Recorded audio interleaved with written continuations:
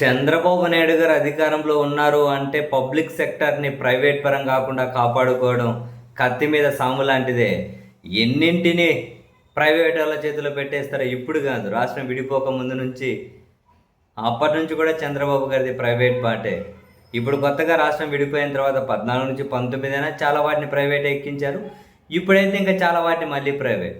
ఇంకా చివరికి ప్రభుత్వం మెడికల్ కాలేజీలను కూడా ప్రైవేట్ వాళ్ళ చేతిలో పీపీపీ అంటూ పెట్టేయడానికి నిర్ణయం తీసుకున్నారు అంటే ఇంక వేరే వాటిని పెట్టడం ఒక లెక్కన. రాబోయే రోజుల్లో స్కూళ్ళు, ఆసుపత్రులు కూడా అందులో మొహమాటం లేదు. ఆసుపత్రులను కూడా, స్కూళ్ళను కూడా పీపీపీ అంటూ వాళ్ళ చేతిలోనే పెట్టుకుంటూ పోతారు. అండ్ కీలకమైన ఆర్టీసీని వదిలిపెడతారా? ఆర్టీసీని కూడా ప్రైవేట్ పరం చేసే దిశగా చంద్రబాబు గారి సర్కారు ముందుకెళ్తుంది. ఇప్పుడున్న బస్సులన్నింటినీ విడతల వారీగా పక్కన పెట్టేస్తారట. మొత్తం ఈ బస్సులు ప్రవేశపెడతారట. ఈ బస్సులన్నీ ప్రైవేట్ ఆధ్వర్యంలోనే నడుస్తాయట. ఇంకా అది ప్రైవేట్ పరం అయిపోయినట్లే కదా. ప్రతిగా ఆర్టీసీ స్థలాలు ఉన్నాయి కదా, డిపోలు, స్థలాలు, అవన్నీ ప్రైవేట్ వాళ్ళకి ఇచ్చేసి వాడుకోండి అని చెబుతారు. ఇది ప్రభుత్వం అఫీషియల్గా ప్రకటించిన ప్లానే. దీని మీద ఏపీఎస్ఆర్టీసీ ఉద్యోగులు ఉద్యమానికి సిద్ధపడుతూ ఉన్నారు. ఇప్పటికే యాక్చువల్గా మొదటి దశ నిరసన కార్యక్రమాలు చేపట్టారు. ఇప్పుడు రెండో విడత ఉద్యమ కార్యాచరణ కోసమని ఈ నెల 28వ తేదీన ఆర్టీసీ జేఏసీ కీలక సమావేశాన్ని ఏర్పాటు చేశారు. ఆ కీలక సమావేశంలో వాళ్ళు మలిదశ ఉద్యమాన్ని ఏ విధంగా చేపట్టబోతున్నారు అన్నది ప్రకటించబోతున్నట్లు ఆ సంఘం నేతలైతే చెబుతూ ఉన్నారు.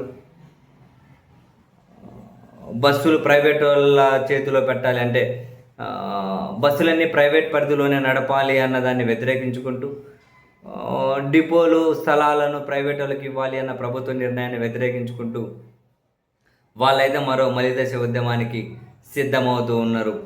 సో ఇప్పుడు ఆర్టీసీ ఉద్యోగులు ఇంకా ప్రభుత్వానికి బేసిక్గా ఉద్యోగులు సమ్మె చేశారనుకోండి, సరే ఎటు మహిళలకు ఉచిత బస్సు అని ఉంది కదా, ఆ డబ్బన్నా ప్రభుత్వానికి మిగులుతుంది కొన్ని రోజులు అనుకున్న ఆశ్చర్యం లేదేమో. సీరియస్లీ ఇదేమీ ఫన్ కాదు. ఒకవేళ ఇప్పుడు మలిదశ ఉద్యమం సీరియస్గా చేస్తామంటే ఆర్టీసీ వాళ్ళు ఏం చేస్తారు? మా అంటే బస్సులు బంద్ చేస్తారు. అంతకుమించి వీళ్ళు ఏం చేస్తారు? రోడ్లు ఎక్కుతారు, బస్సులు బంద్ చేస్తారు. ఇప్పుడు జనరల్గా ఎవరికైనా మంచి చేశారు అని అంటే ఆ మంచి చేసిన వాళ్ళ మీద ఏమి చాలామందికి పాజిటివ్ అభిప్రాయం ఉండదు. బెదిరించే వాళ్ళ మీద ఎక్కువ పాజిటివ్ అభిప్రాయం ఉంటుంది. ఆర్టీసీని ప్రభుత్వంలో విలీనం చేసి ఆర్టీసీ ఉద్యోగులను ప్రభుత్వ ఉద్యోగులుగా చేయాలన్నది వాళ్ళ జీవితకాల డిమాండ్. ఎవరూ తీర్చలే, జగన్మోహన్ రెడ్డి గారు తీర్చారు. అంత కీలకమైన డిమాండ్ తీర్చిన తర్వాత కూడా మరికొన్ని డిమాండ్లు తీర్చలేదని చెప్పి ఆయన్ని ఎంత తిడుతూ వచ్చారో ఆర్టీసీ ఉద్యోగులు కూడా. సీరియస్లీ సరే, ఎవరి ఇష్టం వాళ్ళది, ఎవరి డిమాండ్స్ వాళ్ళవి.